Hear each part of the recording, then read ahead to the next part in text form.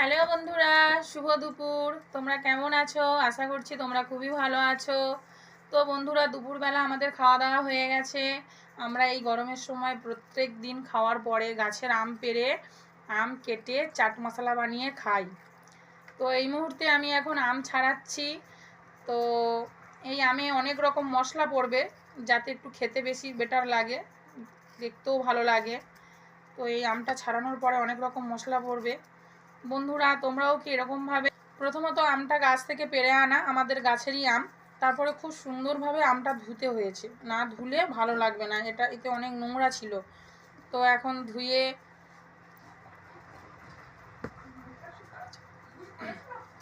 Of করার পর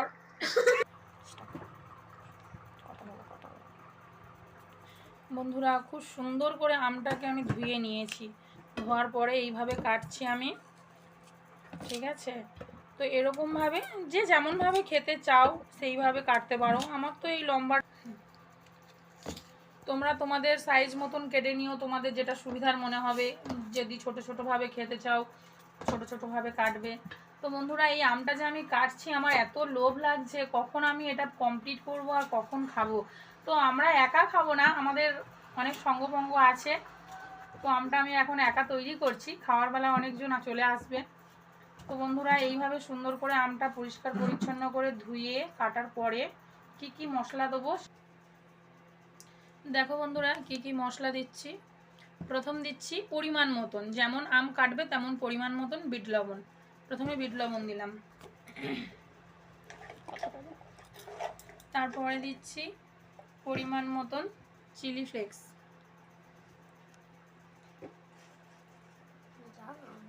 তারপরে দিচ্ছি পরিমাণ মতন ম্যাগি মশলা,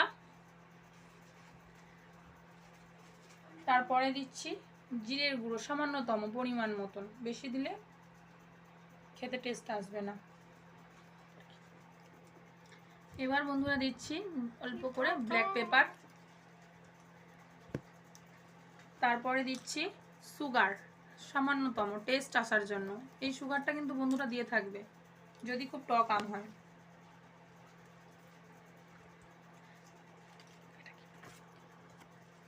তারপরে দিচ্ছি, এটা সিক্রেট মশলা, এটা শেয়ার করা যাবে না। তো বন্ধুরা, এটা মিক্সড করছি, মিক্সড করার পরে টেস্ট হবে। তো আগে ভালো করে এটা মিশিয়ে নিতে হবে সুন্দর পরিমাণে। তো বন্ধুরা, আমার মিক্সড করা হয়ে গেছে, এবারে টেস্ট করার পালা। তো টেস্ট করে দেখি কেমন হয়েছে।